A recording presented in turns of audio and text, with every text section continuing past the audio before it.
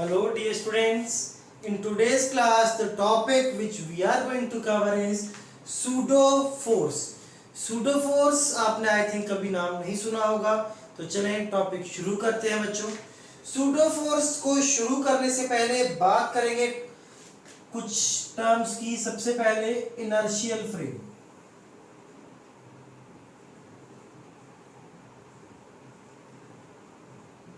एक सेकंड, इसके बाद बात करेंगे बच्चों नॉन इनर्शियल फ्रेम। क्या है ये inertial and non inertial frame? देखिए बच्चों, अगर एक ऑब्जर्वर एक ऐसी जगह पे खड़े होकर देख रहा है किसी ऑब्जेक्ट को जो जगह या तो रेस्ट पे है और either it is moving with uniform velocity, तो हम बोलते हैं observer is in inertial frame of reference. ठीक है, क्या है inertial frame of reference? If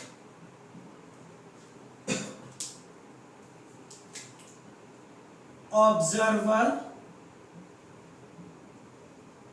is at rest or is moving with uniform speed,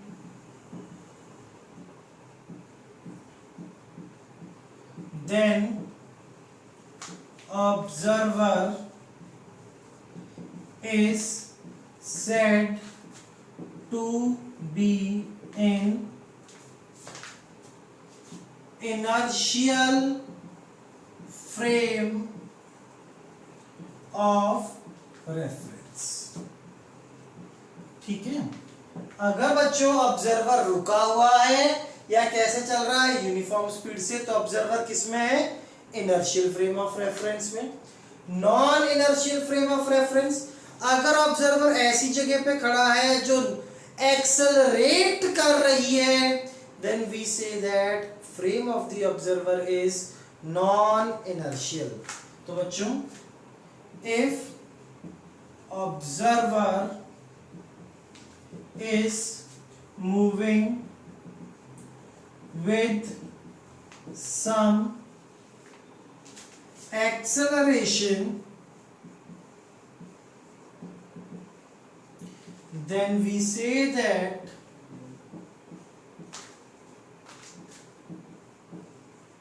observer is in non-inertial frame of reference। ठीक है बच्चों, तो ये दोनों डिफरेंस एक तो क्लियर हो। अब ये पढ़े क्यों है हमने, ये देखें। Newton's laws of motion are valid only in inertial frame of reference।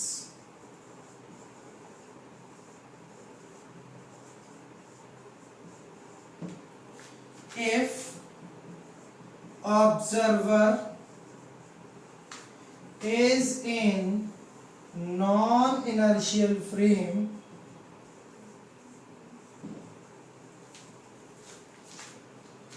then to apply Newton's law, he has to apply a fictitious force called pseudo force। क्या मतलब है बच्चों इस पूरी कहानी का? देखें, अगर ऑब्जर्वर है कोई, उसको किसी ऑब्जेक्ट पे लॉज ऑफ मोशन लगाने हैं, तो शर्त यह है कि ऑब्जर्वर कहाँ खड़ा होना चाहिए? इनर्शियल फ्रेम में। दैट मीन्स या तो ऑब्जर्वर रुका हुआ हो या यूनिफॉर्म स्पीड से चल रहा हो। अगर ऑब्जर्वर नॉन इनर्शियल फ्रेम में है मतलब कि अगर ऑब्जर्वर एक्सेलरेट कर रहा है तो लॉज ऑफ मोशन वैलिड नहीं होंगे। ऑब्जर्वर को अगर नॉन इनर्शियल फ्रेम में खड़े रहकर लॉज ऑफ मोशन लगाने हैं तो उसको एक फिक्शन का मतलब जो सच में नहीं है, इमेजिनरी फोर्स लगानी पड़ेगी, जिसका नाम क्या है, सूडो फोर्स। तो pseudo force is a imaginary force. तो इसकी वैल्यू कितनी है?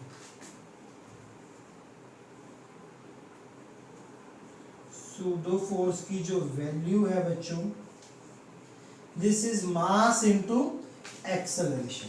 हर फोर्स मास इनटू एक्सेलरेशन ही होता है। मास किसका? Of object on which pseudo force is applied, ठीक है, उसका मास जिस पे सूडो फोर्स अप्लाई की गई है। ए क्या है? एक्सेलरेशन किसका? Acceleration of frame of observer, ठीक है। ये जिस पे लगानी है फोर्स उसका मास, ये ऑब्जर्वर के फ्रेम का एक्सेलरेशन है। अब इसका फोर्स है तो बच्चों डायरेक्शन का भी तो कुछ चक्कर होना चाहिए। डायरेक्शन क्या होगी? इसकी डायरेक्शन होगी opposite to acceleration of frame.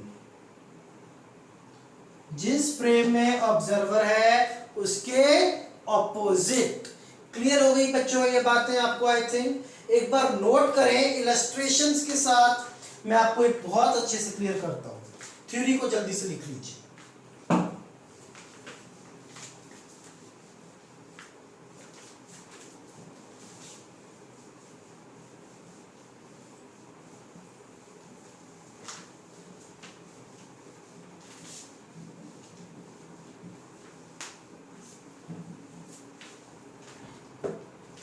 देखते हैं बच्चों कुछ इलस्ट्रेशंस। देखिए बच्चों, एक ये मान लीजिए दिस इज अ कार्ट, कोई गाड़ी है, ट्रक है, इसके अंदर ये लिक्विड फील्ड है। क्या फील्ड है बच्चों? लिक्विड। ध्यान से देखते जाइएगा बच्चों सब एग्जाम्पल को, ठीक है। और यहाँ पे एक वुडन प्लैंक रखा हुआ है। वुडन प्लैंक मीन्स लकड़ी का फट्टा।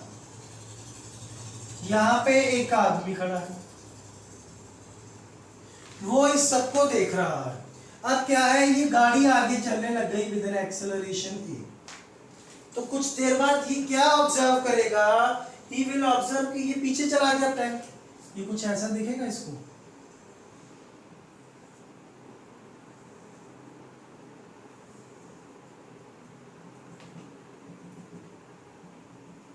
He will find out कि प्लैंक इधर चला गया। क्या प्लैंक मूव किया है? नहीं। ये कहेगा भाई असल में हुआ क्या है, ये गाड़ी आगे को चली गई है तो प्लैंक तो फ्री था मूव करने के लिए, तो प्लैंक जाके इसके साथ टकरा गया। यही कहेगा ये आदमी, और सही भी बोल रहा है, ठीक है। एक इलस्ट्रेशन और देखते हैं बच्चों। एक एलिवेटर है, एक लिफ्ट है। लिफ्ट के अंदर ये वेइंग मशीन है। वेइंग मशीन के ऊपर ये आप खड़े हुए हैं बच्चों।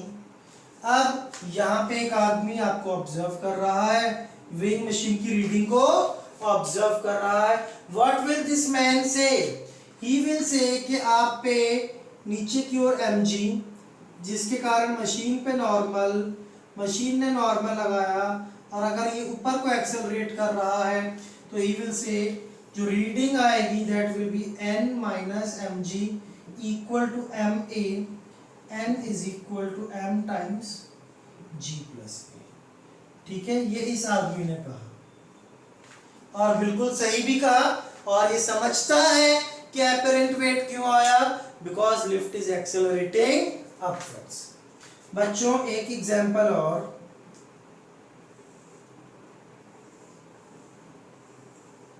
दिस इज अ कार में यहाँ पे एक पेंडुलम अटैच था और यहाँ पे एक आदमी खड़ा था। कार आगे को एक्सेलरेट करने लग गई तो इसने देखा पेंडुलम ऐसे हो गया, हो जाएगा ये एंगल थीटा।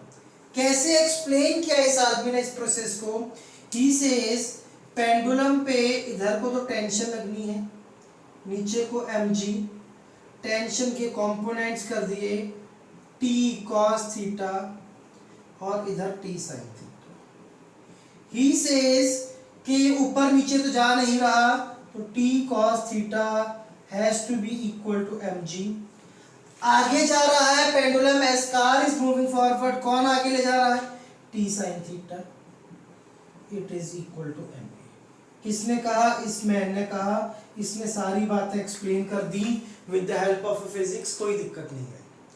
अब बच्चों एक दूसरा पर्सन है, वो पहले तो इधर खड़ा है, यहाँ पे। बच्चों ध्यान रखें, हम जहां भी खड़े होते हैं वो हमारे लिए किस पे है? रेस्ट पे। This person was standing here. अब इसके लिए तो गाड़ी किस पे है? रेस्ट पे। ये कैसे एक्सप्लेन करें कि प्लैंक पीछे चली गया, जबकि प्लैंक तो पीछे नहीं गया है ना, कार आगे गई है। सेकंड, यहां पे एक आदमी खड़ा है। What will this man say standing in left? Non inertial frame में है ना ये, इनकी बातें सबकी यहां लिखता हूं। What will this man say? He will say ऊपर को नॉर्मल, नीचे को mg इक्वल टू 0, क्योंकि तो लिफ्ट में है, इसके लिए सब चीजें किस पे हैं? रेस्ट पे। He says n minus mg equal to 0, n is equal to mg। पर ये तो गलत है और रीडिंग भी मैच नहीं कर रही। He is very confused कि मेरी रीडिंग मैच क्यों नहीं कर रही है। Third person is standing here inside the car. अब ये इसके लिए भी कार किस पे है? रेस्ट पे। तो ये देखता है पेंडुलम ऊपर नीचे तो नहीं जा रहा, t cos theta equal to mg, correct. अब t sin थीटा आगे को, और आगे को तो एक्सेलरेशन है ही नहीं, तो he says t sin theta equal to 0। इसका मतलब थीटा इक्वल टू 0, पेंडुलम तो स्ट्रेट होना चाहिए था। He is not able to explain again. तो बच्चों गलती कहाँ है? गलती यहाँ है कि ये और ये, इन तीनों को फिजिक्स नहीं आती है। आप लोग स्मार्ट हैं, आपको फिजिक्स आती है, आपने कॉन्सेप्ट पढ़ रखा है किसका? सूडो फोर्स का। तो आपको पता है ये तीनों जो आदमी खड़े हैं किसमें है बच्चों? नॉन इनर्शियल फ्रेम में। कैसे पता है? ये आदमी इस गाड़ी पे खड़ा, एक्सेलरेट कर रही है, ये आदमी लिफ्ट के अंदर में है, एक्सेलरेट कर रही है, ये आदमी बच्चों इस कार में है विच इज ऑल्सो एक्सेलरेटिंग। तो ये तीनों एक्सेलरेटिंग फ्रेम में खड़े हैं। Accelerating frame is non inertial frame, और नॉन इनर्शियल फ्रेम में सूडो फोर्स लगा नहीं सकते हैं। सॉरी, आप लॉज ऑफ मोशन लगा नहीं सकते हैं। लगाने हैं तो क्या करना पड़ेगा? स्पेशल फोर्स, जिसका नाम है सूडो फोर्स, अप्लाई करनी होगी। कैसे अप्लाई करते हैं बच्चों? इधर से शुरू करते हैं। He is in non inertial frame, तो अगर इस आदमी को इस पे सूडो फोर्स अप्लाई करनी है तो ही हैज टू से कि इस पे फोर्स लगेगी। किधर? कितनी फोर्स? इस आदमी का मास इनटू फ्रेम का एक्सेलरेशन किस तरफ लगती है? एक्सेलरेशन के अपोजिट। तो ही विल से इधर को एक फोर्स लगी है, कितनी? ma। मास आदमी का, एक्सेलरेशन फ्रेम की किधर? एक्सेलरेशन के अपोजिट। अब ये आदमी क्या इक्वेशन लिखेगा बच्चों? ही विल से ऊपर को n, नीचे को mg, नीचे को ma equal to 0, n times mg plus a। Now he gets the correct equation. Now he is smart like you guys. अब बच्चों इसमें ये आदमी कैसे एक्सप्लेन करेगा? He will say कि I am in non-inertial frame, तो इस पे एक सूडो फोर्स लगेगा ma लेफ्ट साइड में। क्यों? क्योंकि फ्रेम का एक्सेलरेशन किधर था? राइट साइड में। ये सूडो फोर्स पीछे ले गया है इसको। क्लियर? इस लास्ट में देखें तो this man will say frame is accelerating towards right, तो बॉब पे एक सूडो फोर्स लगेगा ma। What equations he will write? ऊपर नीचे तो कोई नहीं चल रहा, t cos theta minus mg equal to 0। अब लेफ्ट राइट में भी इसके अकॉर्डिंग तो सब रेस्ट पे हैं, तो बच्चों t sin theta minus M A equal to 0। Now they all are getting the equations. तो ध्यान रखें, नॉन इनर्शियल फ्रेम में अगर आपको लॉज ऑफ मोशन लगाने तो क्या लगाना होगा, सूडो फोर्स। इसको नोट करें, कुछ क्वेश्चंस प्रैक्टिस करते हैं।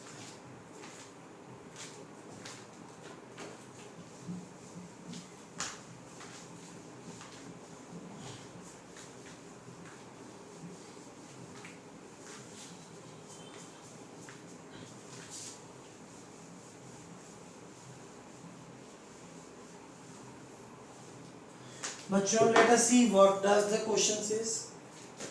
Question is simple. After how much time block will fall down? देखो बच्चों, ऐसा नहीं है कि क्वेश्चन सूडो फोर्स के बिना नहीं हो सकता। कोई भी क्वेश्चन है ग्राउंड फ्रेम या सूडो फोर्स दोनों से हो सकता है। सूडो फोर्स से कुछ क्वेश्चंस बस इजी हो जाते हैं। देखिए बच्चों, डायग्राम गिवन है, दिस इज अ ट्रक,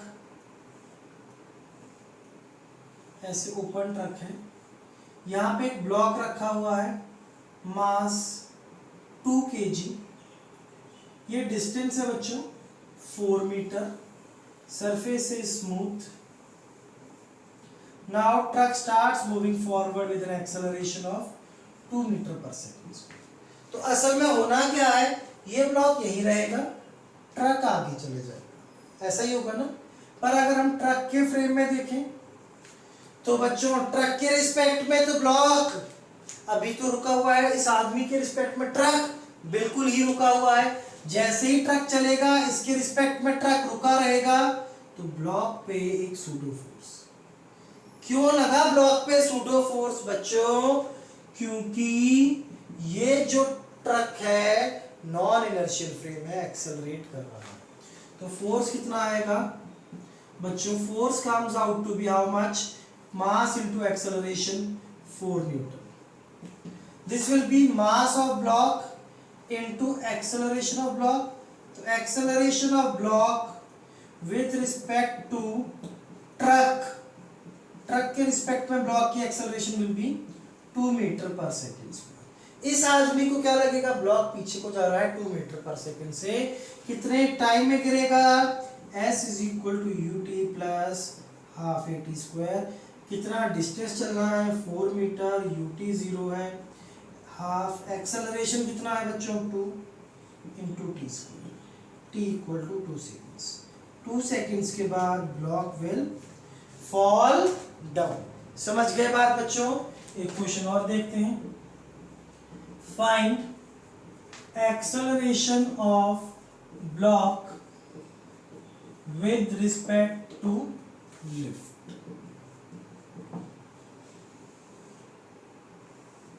बच्चों, here is a lift, lift के अंदर there is an inclined plane, ये आपका ब्लॉक रखा हुआ है, लिफ्ट ऊपर को एक्सेलरेट कर रही है।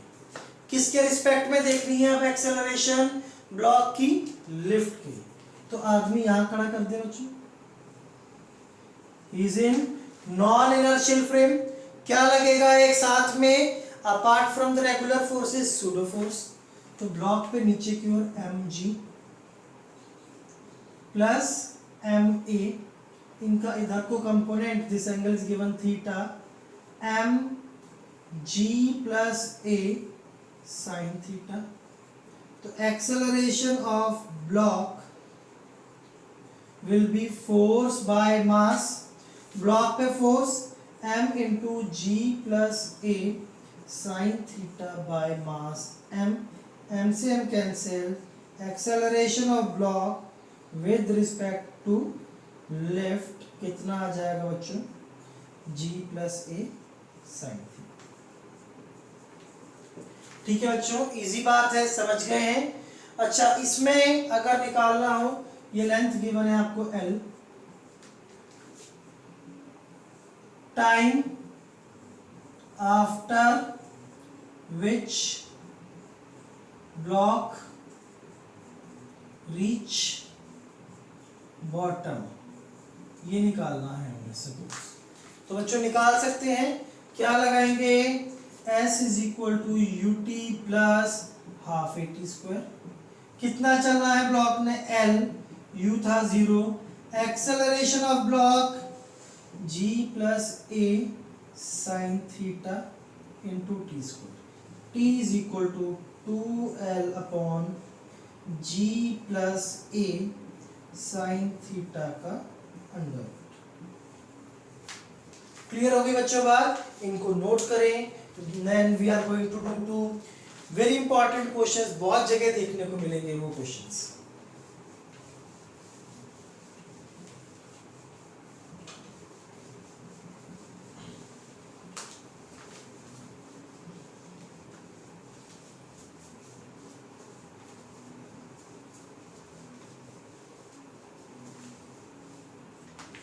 देखते हैं what does the question is. बच्चों एक वेज है हैविंग मास कैपिटल एम, इसके ऊपर एक ब्लॉक रखा हुआ है small, having mass small M. Question is find acceleration of wedge so that block remains at rest with respect to wedge। ठीक है, ये देखें, ये वेज एक स्मूथ सरफेस पे रखा हुआ है बच्चों। कह रहा है वेज को अगर आपने देखो ऐसे ही छोड़ दिया, वेज फिक्स है तो ये ब्लॉक नीचे आ जाएगा। कह रहा है वेज को चलाएं, देखो अगर वेज को इधर चलाएंगे तो ऑब्वियसली ब्लॉक नीचे ही आएगा। वेज को अगर मैं लेफ्ट साइड में चलाता हूं बच्चों, किस तरफ, लेफ्ट साइड में धीमे चलाऊंगा तो ब्लॉक नीचे आएगा। आप खुद इमेजिन करें, बहुत तेज चलाएंगे तो ये ब्लॉक किधर जाएगा, ऊपर।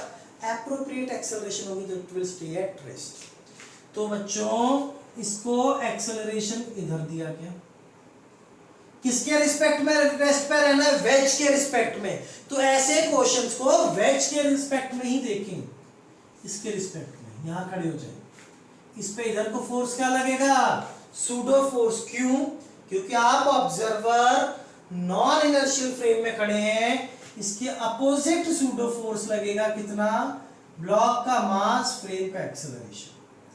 बच्चों कौन नीचे लाना चाहता था इसको, mg साइन थीटा। ठीक है, दिस एंगल वाज थीटा, ये थीटा तो ये थीटा, एम ए का इधर component M A cos theta. Wedge के रिस्पेक्ट में नहीं चल रहा, वेज इधर जा रहा है तो बस ब्लॉक हॉरिजॉन्टल जा रहा है, ऊपर नीचे नहीं चल रहा। इस आदमी को क्या लग रहा है, ब्लॉक किस पे, रेस्ट पे, ऊपर नीचे नहीं जा रहा।